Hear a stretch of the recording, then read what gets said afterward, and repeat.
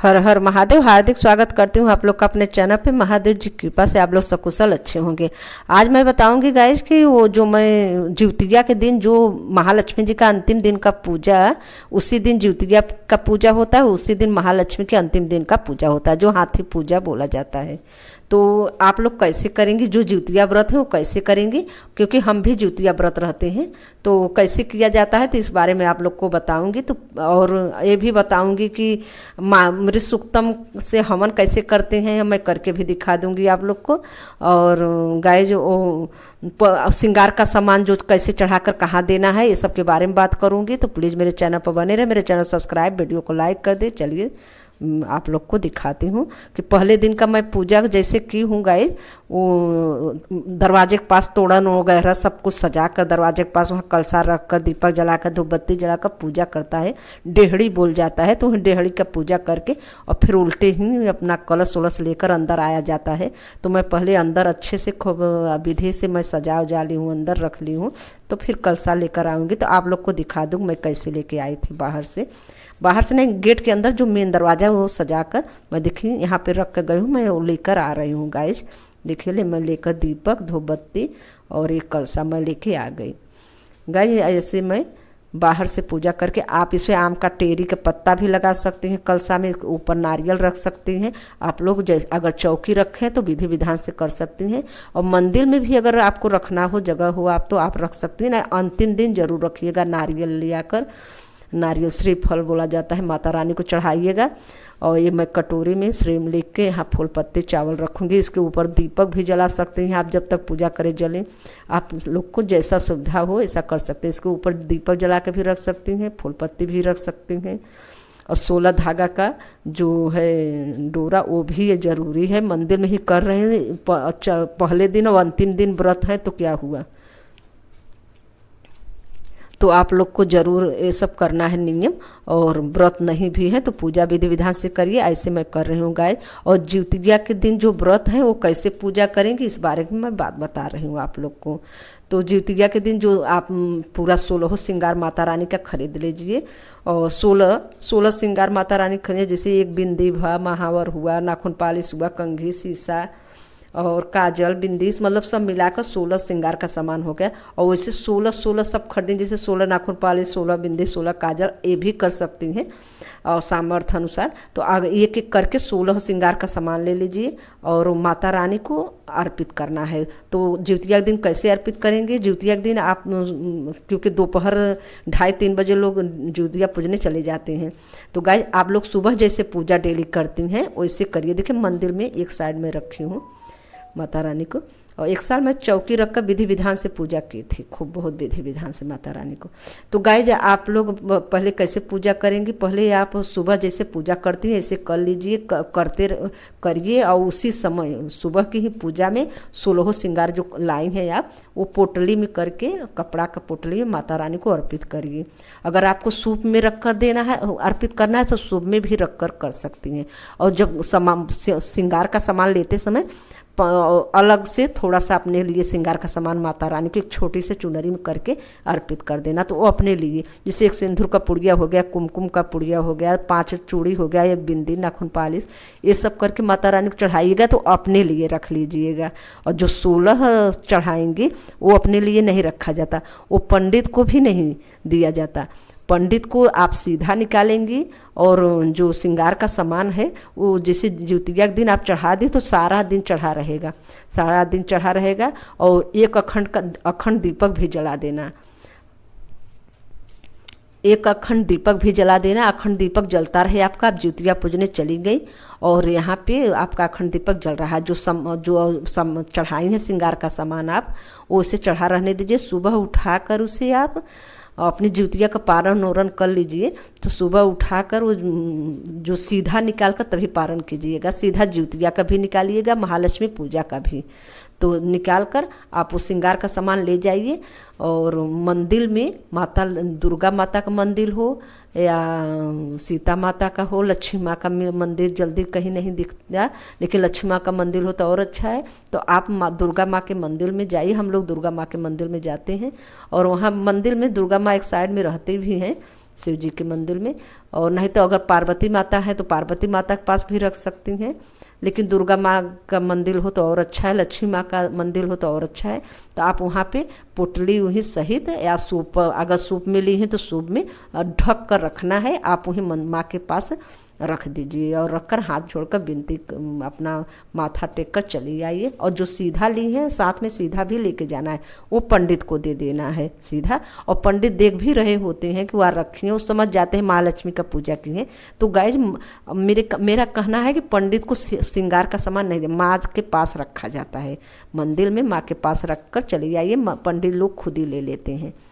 और इसके बाद आप सीधा देकर आइए, अपना कुछ खाइए पीजिए और पारण करिए। अगर आप पारण नहीं करी भी हैं, आपको साधन है, कोई मोटरसाइकिल से पहुंचा दे, तो आप सुबह सवेरे भी जाकर जल्दी से रख कर आ सकते हैं मंदिर में।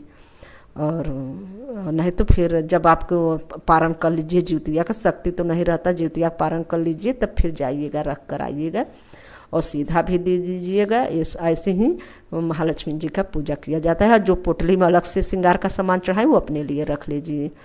और गाय जी पहले दिन का मैं पूजा ऐसे की थी, वो भी आप लोग को दिखा दी। और ज्योतिया के दिन जो पूजा करेंगे वो कैसे करेंगे पूजा, वो भी मैं बता दी।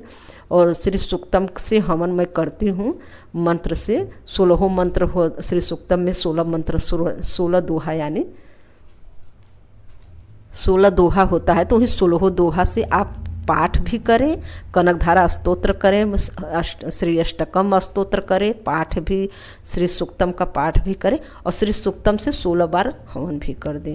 तो पहले कैसे हवन करेंगे, पहले श्री गणेशाय नमः सोहा ऐसे बोलते हुए 5 बारी आप डालिए। 5 बार डालने के बाद ओम विष्णु लक्ष्मी नमः सोहा, ओम विष्णु, एक बार ऐसे ना जाए, ओम भूदेवाय नमः सोहा, एक बार ऐसे डाल दीजिए। ओम विष्णु, फिर नवग्रह का नाम लेके डाल दीजिए। अगर ब्रह्मा मुरारी त्रिपुरांतकारी भानु शशि भूम सत ये सब आता हो तो नवग्रह नमः सोहा बोलते हुए डाल दीजिए। और नहीं तो फिर आप नवग्रह नमः सोहा बोलकर फिर महासरस्वती, महालक्ष्मी, महाकाली मैया नाम कर बोलकर डालकर आप ब्रह्मा विष्णु महेश के नाम से पहले ही डाल दीजिए। डालने के बाद आप ओम श्री सूक्तम का पाठ करते हुए ओम हरणा वरणई हरण सुतरामा चंदा है लक्ष्मी जात वेदम आव बोलते हुए नमः सोहा, मैं चलिए करके आप लोग को दिखा दे रही हूँ। तो आप लोग हवन करिए और ऐसे ही 16 मंत्र से और 16 दिन आप पूजा करिए, हवन करिए, अनुष्ठान करिए, माँ का कृपा प्राप्त करिए। और गाय जी सब मैं सब कुछ बता दी। ज्योतिया व्रत वाले कैसे पूजा करेंगे, अखंड दीप जरूर जलाइएगा ज्योतिया के दिन, जिसे कि बुझना न पाए। और डेली के पूजा में सुबह शाम जलाइए। और सुबह आरती नहीं किया जाता गाय। और देखिए अंतिम दिन लाची, मतलब कि हवन करने के बाद अंतिम जब दोहा रह जाए तो एक कमल गट्टा, लाची, लौंग ये लेकर माँ को हवन करना होता है। तो गाय जैसे मैं पूजा पाठ आप लोग करिए। और हाँ, माता रानी का अंतिम दिन कैसे पूजा करना ये सब मैं विधि विधान से बता दी। कथा का वीडियो मैं डाली हूँ, तो आप लोग कथा जरूर सुनिएगा। और सब कुछ आप पूजा करते रहिए, कथा चालू कर दीजिए, कथा आपका चलता रहे। कथा जरूर सुनना होता है डेली। कथा के पाठ, कथा सुनेंगी तो आधा विधि तो आप लोग के कथा में ही है। कैसे डोरा बांधना है, 16 धागों का डोरा कैसे बांधना है, बांधकर फिर पूजा करने के बाद आप वो यूज मत करिए इधर उधर, 16वें दिन आप बांधिएगा।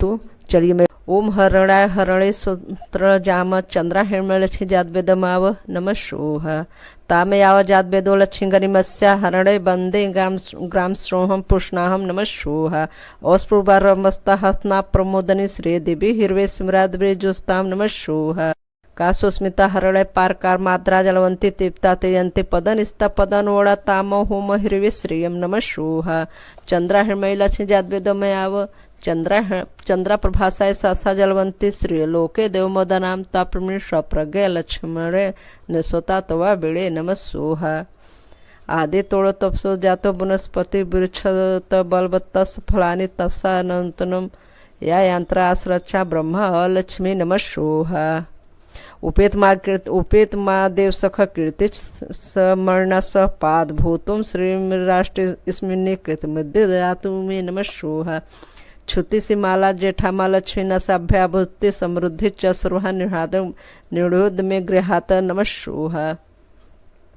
गंध्वारा धूरा नित्य पुष्ट कृष्ण में ईश्वर स्वभूताना ताम हुम श्रियम नम सोहा मनस कामा कुति वाच मसी मची सतमसी पुष्णारु मंत्र सई मई श्री सेयंता ऐस नम सोहा कदर में न प्रजा भूता मई संभव कदर्म शिवा से कुले मातर पाद मालिनी नम सोहा आप संतोष नधे चिकले तो उसमें गृह ने माता शिव सिम कुले नम सोहा आद्रा पुष्कड़ी पुष्टि पिंगला चंदा लक्ष्मी जात बेदमाव नम सोहा आद्रा किरणी इष्टि सोड़ा हेमा माली सोड़ा हेम लक्ष्मी जात बेदमाव नम सोहा तामे याव जात बेदो लक्ष्मी गनी मत्स्य हरणे प्रभु तो गा तस्य बंदे पुष्णाहम नम सोहा यह सूचे पुरंत भूत जाहु याद जोन्मोहम सुक्त पंचदश श्री श्रीकाम सत जपेद नम सोहा। जो लक्ष्मी धन की इच्छा करता है वो पवित्र संयमी होकर प्रतिदिन शुद्ध घृत द्वारा हवन करे और श्री सुख समृद्धि और धन की प्राप्ति होती है।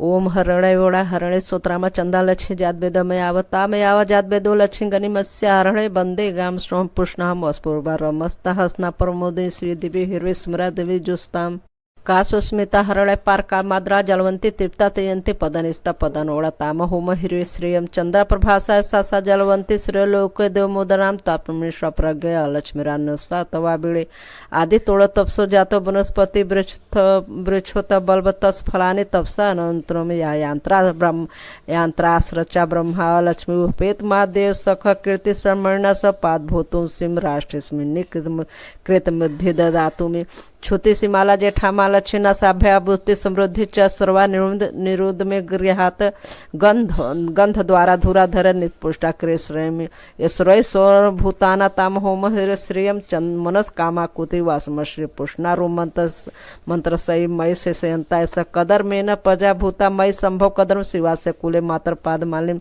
आप संतु एक घाधीन चिकलित उसमें गृह नीच देवी माता शिवा से में कुले आद्रा पुष्कड़ी पुष्टि पिंगला चंदा लक्ष्मी जात बेदमय आव आद्रा किरणी एष्टे सोड़ा हेमा मालिनी सोड़ा हिरमयी लक्ष्मी जात बेदमाव तामय आव जात बेदो लक्ष्मी गनि मत्स्य हरणे प्रभु तो गाय तस्य सुराण बंदे पुष्णाहम यह सूचे परंतु भूत जाहुद्याय मनोहम सुक्त पंचदश श्री श्रीकाम सत जपेत।